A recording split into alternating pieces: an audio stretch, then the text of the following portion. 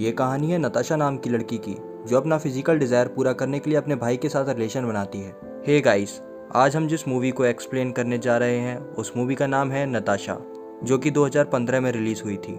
Movie start होती है और हम 16 साल के मार्क को देखते हैं, जो रात में अपने दोस्तों के साथ पार्टी कर रहा था।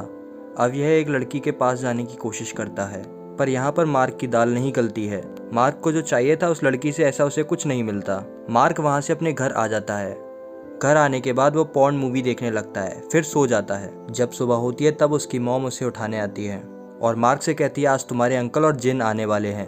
थोड़ी देर बाद मार्क के अंकल और जिन घर पहुंच जाते हैं और जीना जो कि एक रशिया से थी। जब जीना फूड सर्व कर रही थी तो मार्क उसे घूर घूर कर देखने लगता है। मार्क की बहन मार्क से कहती है जीना को कैसे सब देखने लग रहे थे, उसके कपड़े ऐसे थे।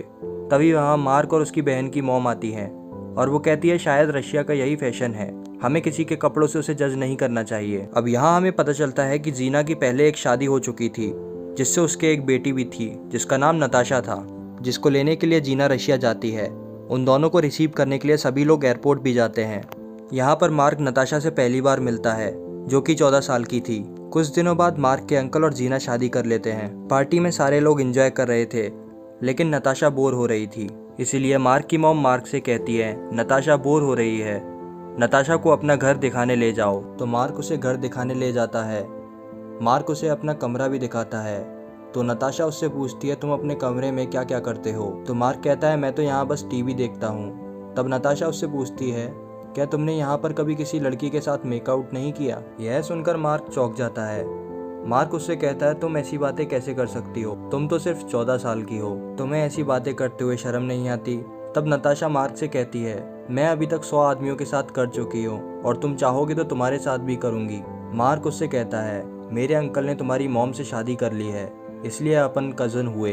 तब नताशा कहती है मैं अपनी मॉम से नफरत करती हूँ, वो एक नंबर की घटिया औरत है और उसका कई मर्दों के साथ अफेयर रह चुका है और ये सब मैंने अपनी आंखों से देखा है। इस पर मार्क चुप हो जाता है और मार्क की मॉम मार्क से कहती है नताशा इस देश में पहली बार आई है और तुम्हें इसका ख्याल रखना होगा।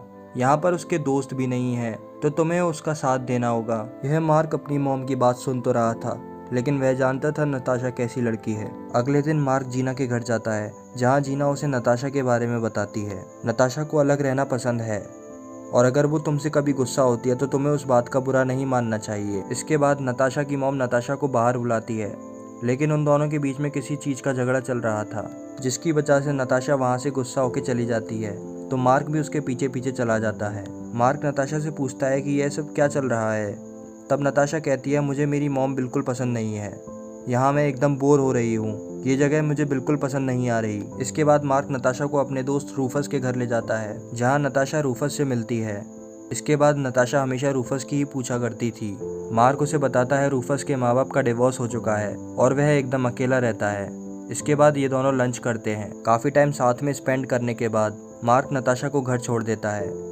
जाते टाइम नताशा कहती है कल मैं तुम्हारे घर आऊंगी। जब अगले दिन मार्क पढ़ रहा था तब नताशा उससे मिलने आती है। यहाँ ये दोनों बैठकर थोड़ी देर बातें करते हैं, फिर साइकिल निकालकर बाहर चले जाते हैं, जहाँ हमें पता चलता है कि मार्क अपने दोस्तों के साथ मिलकर गांजा बेचता है, जिसे नताशा भी देख लेती है। फिर नताशा उससे पूछती है कि क्या मैं भी स्मोक कर सकती हूँ। फिर अगले दिन जब नताशा उसके घर आती है तब मार्क उसे गांजा पिलाता है। फिर नताशा मार्क की परमिशन लेकर उसका लैपटॉप यूज करने लगती है।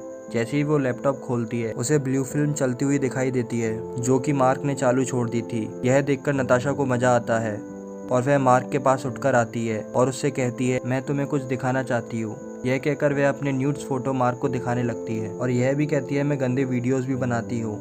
फिर यह नताशा मार्क को सेड्यूस करने लगती है और मार्क भी खुद को नहीं रोक पाता। इसके बाद नताशा मार्क को अपने बारे में बताती है और कहती है मैंने 12 साल की उम्र से ये करना शुरू कर दिया था। इसके बारे में मेरी मॉम को भी पता चल गया था। यह सब वह पैसों के लिए ही करती थी और उसकी मॉम उसके पैसे हड़पना चाहती थी और यही कारण था उसका और उसकी मॉम का रिश्ता खराब होने का। फिर मार्क और नताशा दोनों रोज मिलने लगते हैं और इन दोनों ने सारे रिकॉर्ड तोड़ दिए। इसी बीच मार्क को नताशा से प्यार भी हो जाता है। वह उसे पार्टियों में भी ले जाता है और पूरा शहर भी घुमाता है। इसके बाद मार्क के अंकल और जीना कहीं बाहर चले जाते हैं और नताशा मार्क के घर पर ही रुकी थी।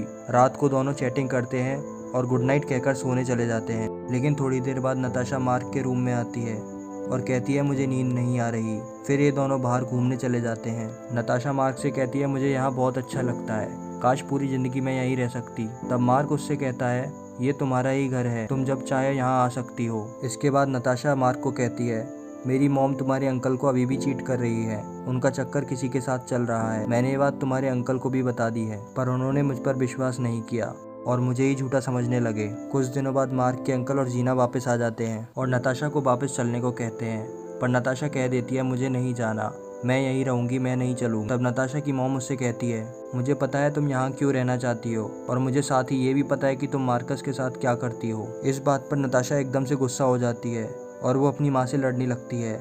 मार्क के अंकल उन दोनों के बीच आ जाते हैं और नताशा को ना चाहते हुए भी उनके साथ जाना पड़ता है। अगले दिन मार्क नताशा के घर जाता है और जीना को सॉरी कहता है। तब जीना उसे कहती है इसमें तुम्हारी कोई गलती नहीं है, वह लड़की खराब है, वह बहुत बड़े बड़े मर्दों के साथ रिलेशन बना चुकी। इतना कहकर जीना मार्क को वहाँ से जाने की कहती है और नताशा मार्क को मिलने भी नहीं देती है। उसी रात नताशा अपना सारा सामान लेकर मार्क के घर आ जाती है। वो उसको बताती है मैं फ्लोरिडा जा रही हूँ और क्या तुम मेरे साथ आना पसंद करोगे। और आगे वह बताती है कि तुम्हारे अंकल और मेरी मॉम का डिवोर्स हो चुका है और वह उसी की वजह से हुआ है, क्योंकि मैं ही तुम्हारे अंकल के साथ सोई थी। मैं चाहती थी वो दोनों अलग हो जाएं। मैं ये नहीं चाहती थी कि मेरी मॉम तुम्हारे अंकल की ज़िंदगी बर्बाद कर दे। उस रात नताशा मार्क के घर ही रुकती है। जब सुबह होती है तब मार्क उसे अपने बचाए हुए पैसे देता है ताकि उसकी थोड़ी मदद हो सके। और यहाँ मार्क की फैमिली परेशान थी कि आखिर क्यों मार्क के अंकल ने ये शादी तोड़ दी, क्योंकि किसी को सच पता ही नहीं था और मार्क भी किसी को सच नहीं बता रहा था। मार्क का दोस्त रूफस उसे बार बार कॉल कर रहा था पर मार्क उसका कॉल नहीं उठा रहा था। कुछ दिनों बाद मार्क रूफस के घर जाता है। तब वह देखता है कि नताशा वहीं रूफस के घर पर ही थी। रूफस मार्क से कहता है मैं यही बात बताने के लिए तुम्हें कॉल कर रहा था, लेकिन तुम मेरा कॉल उठा ही नहीं रहे थे।